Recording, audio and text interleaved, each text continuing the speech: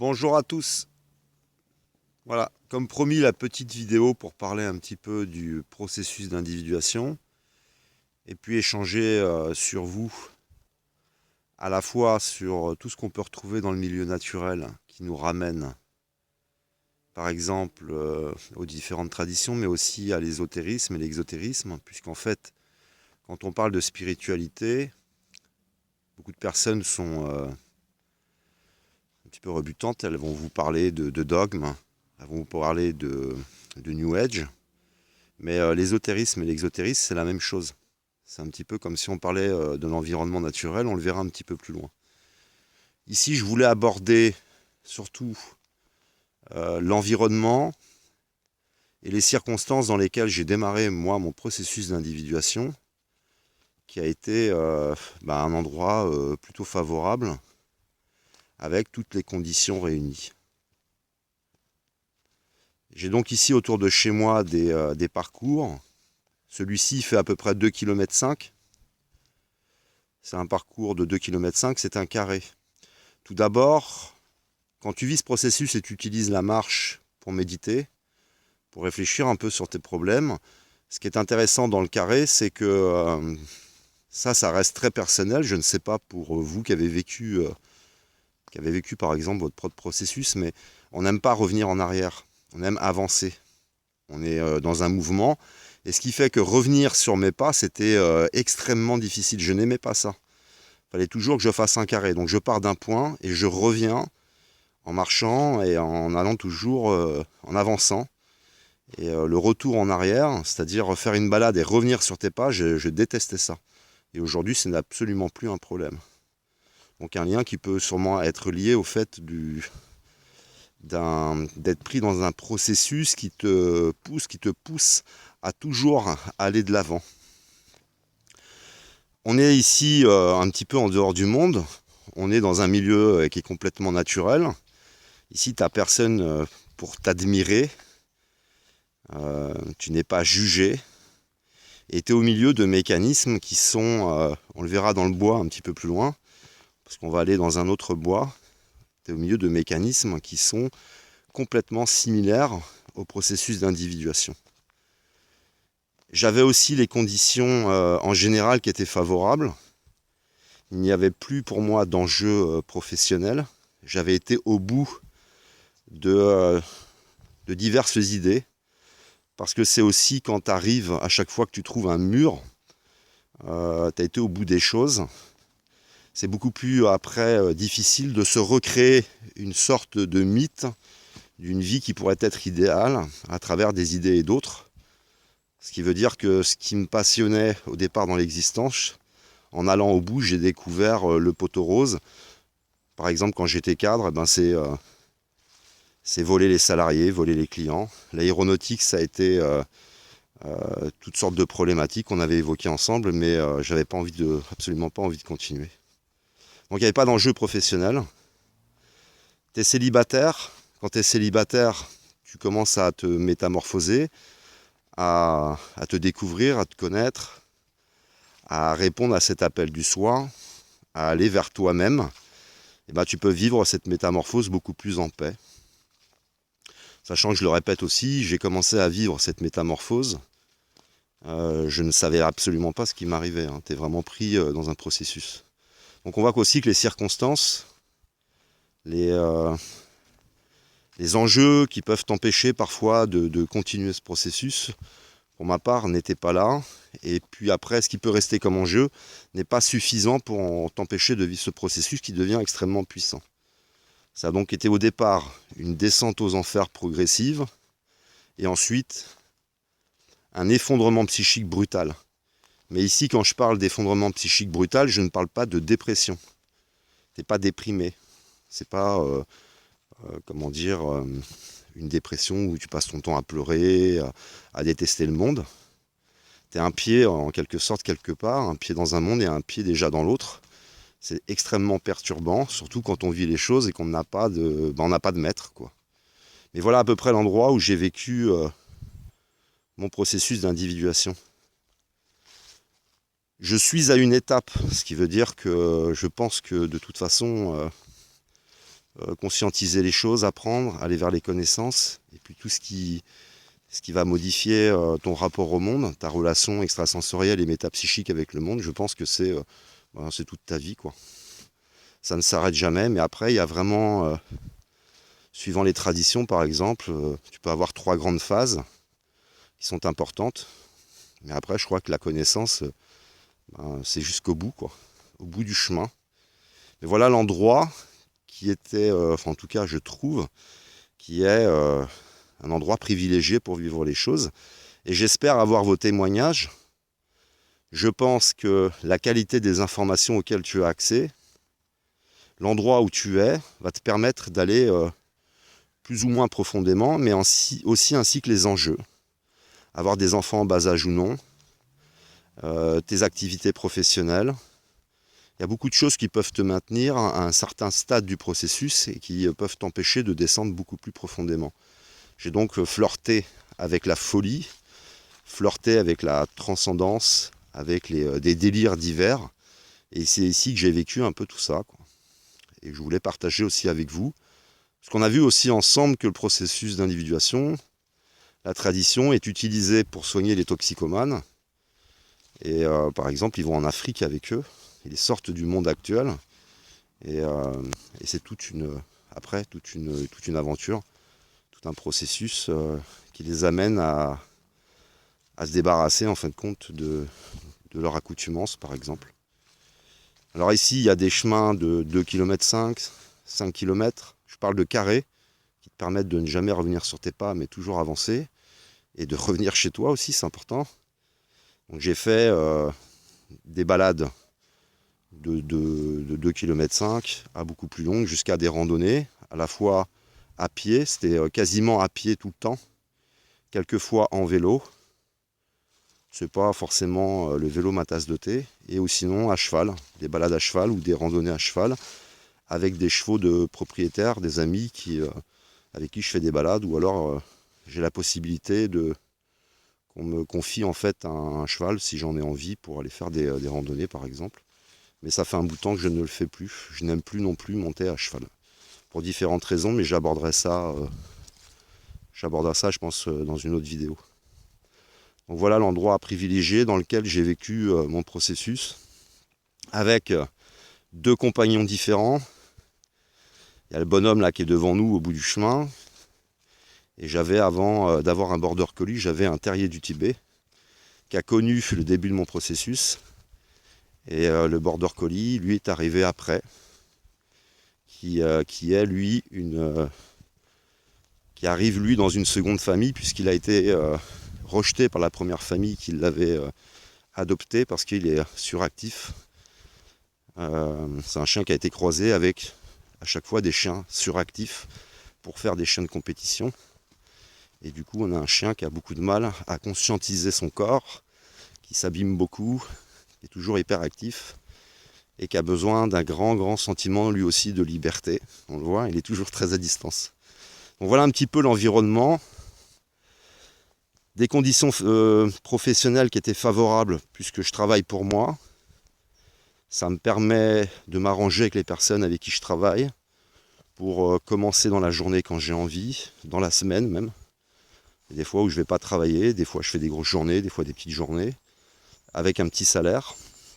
Je vous mettrai un lien sur le combat de Jacob avec l'ange, et qui est parfaitement explicite en fait, si on parle d'ésotérisme ou d'exotérisme, qui est parfaitement explicite quant au fait vous allez mettre, quand vous vivez profondément ce processus, quasiment toute votre vie de côté, et vous allez être pris puissamment dans ce processus.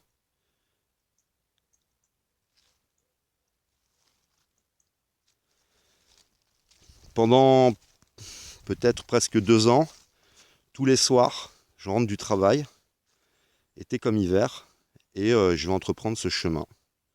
Je ferai au minimum donc pendant très longtemps 2,5 km et à méditer sur les problèmes de ma vie, sur mon expérience. Et avec,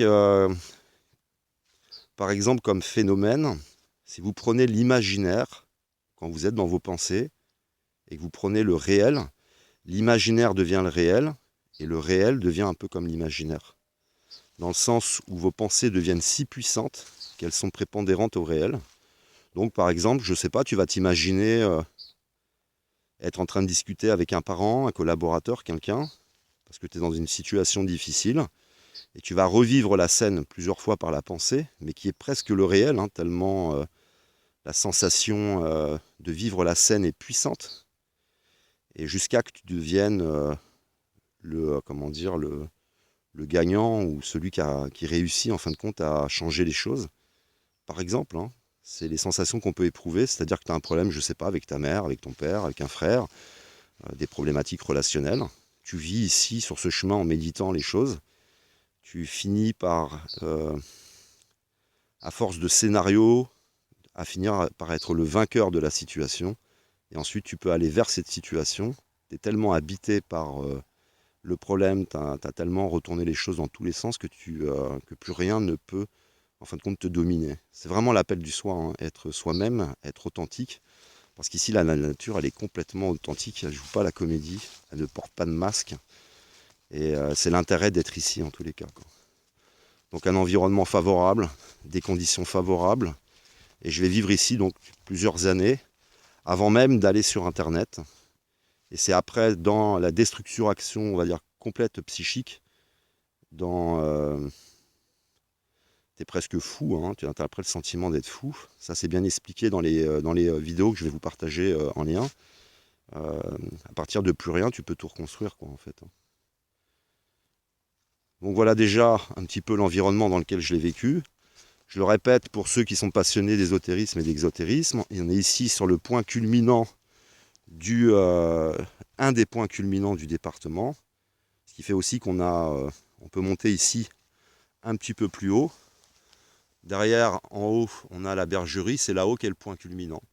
C'est ici que j'ai trouvé le sceau de Guilhem VIII de Montpellier, qui va faire venir la tradition à Montpellier, qui va lui faire traverser les Pyrénées. Bergerie où je vais travailler quand elle a été lancée pour les aider à démarrer avec mon chien, puisqu'ils n'avaient pas de chien pour démarrer. Donc il y a beaucoup d'agriculteurs dans le coin, d'éleveurs. C'est les couchers de soleil qui sont magnifiques. C'est aussi quelques balades quand il y a des pleines lunes, parce que les pleines lunes c'est parfaitement éclairé ici, c'est bien dégagé. Et maintenant on va aller un tout petit peu dans le bois, parce que c'est un bois ici qui n'est absolument pas entretenu, donc il est dans sa nature profonde. Le bois n'est pas entretenu, ce qui veut dire qu'il n'y a pas de ramassage de bois, il n'y a pas de tronçonnage. Un bois donc dans sa nature qui est sauvage. Et on y trouve donc tous les cycles dont je voulais vous parler. Alors, ceux qui aiment bien les champignons comme moi, ben c'est l'endroit idéal quand les conditions sont là.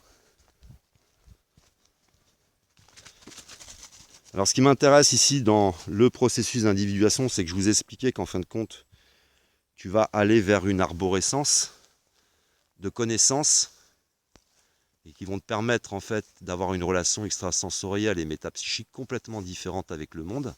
Et à partir de la connaissance, c'est à partir de sciences, à partir de connaissances aussi qui soient universelles. S'il y a des choses au niveau des sciences où on n'est pas d'accord, il y a bien des choses sur lesquelles on est tous d'accord. Et c'est d'aller vers ces connaissances. Alors ce qui m'intéresse, c'est que vous allez retrouver au sol les branches de nombreuses branches, puisqu'en fait, les arbres, au fur et à mesure où ils vont pousser, ils vont abandonner les branches du bas. Vous avez par exemple des espèces comme l'acacia, qui ont tendance à se débarrasser de beaucoup de branches dans le bas quand ils vivent comme ça dans les bois, quand ils se développent dans les bois.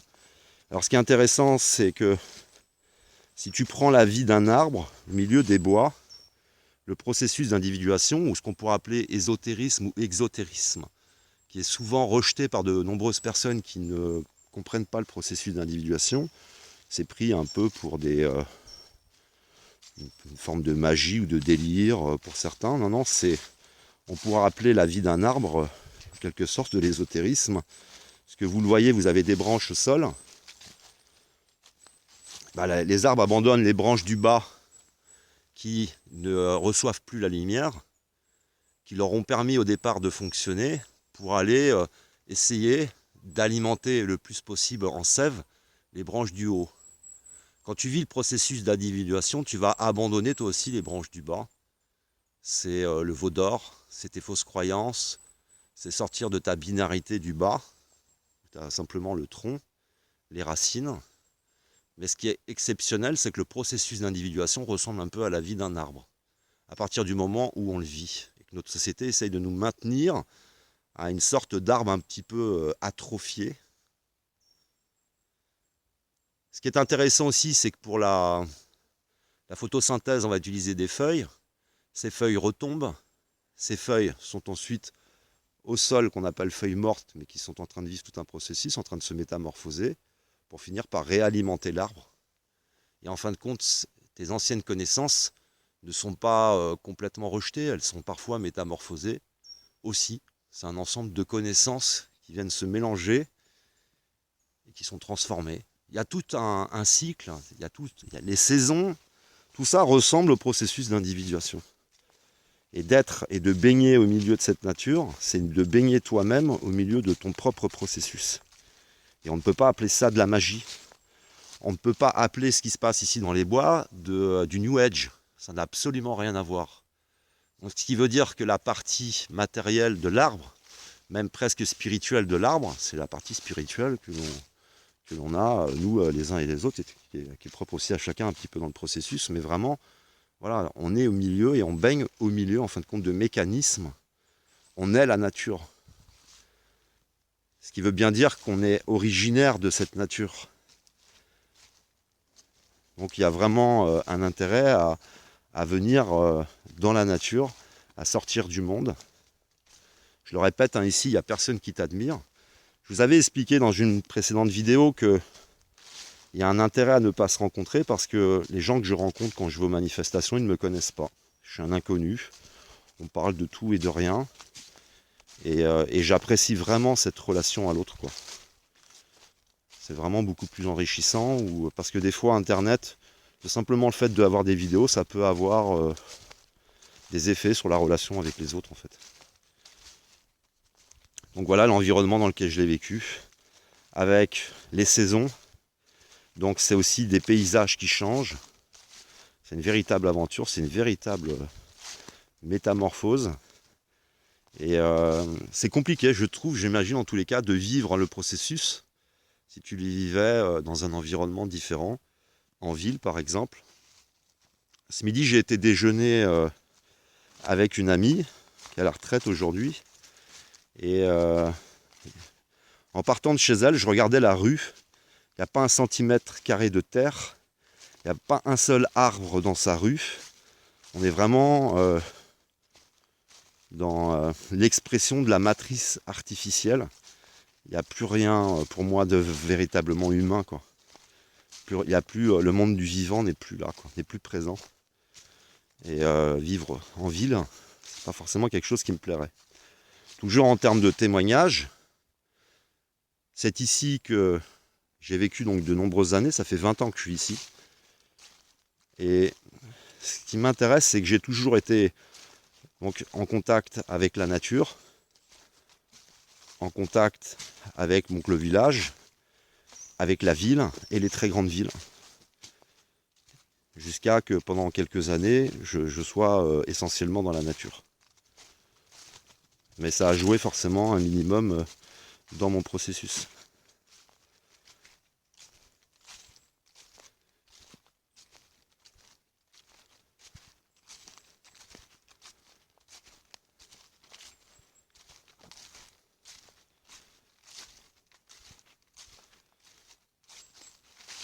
Ensuite, quand plus tes connaissances vont augmenter au niveau du processus d'individuation, et ben plus tu vas le ressentir autour de toi. Pour aussi psychiquement ne faire qu'un avec la nature. Tu la ressens logique, hein, tu ressens le vivant qui est autour de toi, tu ressens ton cycle et le cycle de la nature. Et il y a vraiment une harmonie qui est en train de se former. Et c'est ton ressenti, tu te ressensibilises. Bien sûr, ça ne t'empêche pas d'être bien présent dans ta vie, forcément assumer tes responsabilités, être présent en cas de difficulté. Je l'ai expliqué, il ne faut pas confondre l'androgyne avec une émasculation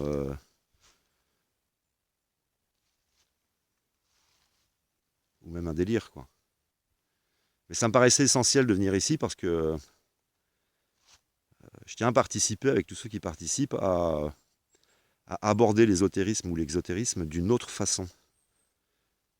C'est comme parler d'écologie, c'est comme parler d'environnement, c'est de la psychologie, de la psychanalyse, c'est vraiment des prédispositions humaines et il n'y a rien de magique dans tout ça, quoi. Mais il y a des mots comme ça, comme on ne comprend pas les mots et les origines, la profondeur des mots, comme par exemple le mot écologie il y a 40 ou 50 ans, euh, c'était les bobos, c'était etc. Et on voit qu'aujourd'hui ce mot commence à être utilisé et à intégrer dans toutes les couches de la société en tous les cas.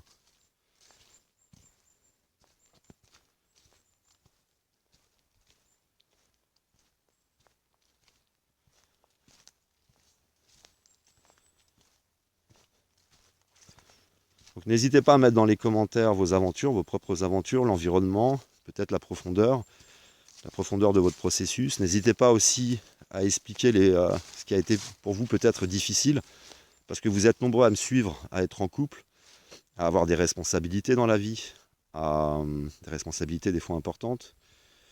Vous êtes nombreux à avoir des enfants. Et il y a beaucoup de choses qui peuvent empêcher le complet lâcher prise et d'aller vraiment dans la profondeur des choses. Parce qu'il y a réellement un danger, surtout en cette période. Je répète aussi, c'est important, parce que je tiens à témoigner, quand j'ai commencé à vivre le processus d'individuation, vous aviez certaines informations à disposition sur Internet, et vous avez quelques années plus tard énormément d'informations. Donc il y a vraiment quelque chose qui est en train de se passer au niveau des connaissances. C'est un petit peu comme en politique, tous les dévoilements, les révélations qui sont en train de ressortir en ce moment.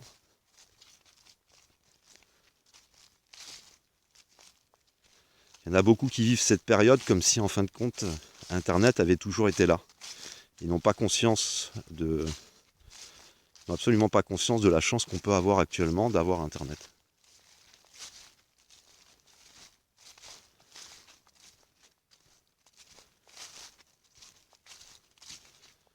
Alors je ne vais pas faire le chemin complet avec vous. J'ai mon chien en plus qui a des tendinites, suractif.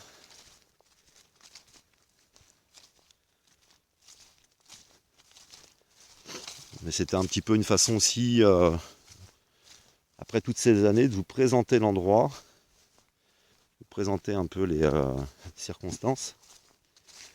Vous voyez qu'en termes de paysage, de tranquillité, sauf bien sûr quand la chasse est ouverte. Alors j'ai pas filmé, mais je suis sorti du village et vous avez de nombreux animaux qui sont venus se réfugier dans le village parce que la chasse elle était ouverte aujourd'hui. Donc les animaux sont stressés, ils quittent la nature et ils vont se protéger dans nos jardins. Voilà. En rentrant tout à l'heure, je me suis dit que c'était le moment idéal puisqu'il n'y a plus de chasseurs. Il n'y a plus de tronçonneuses, c'est parfaitement calme.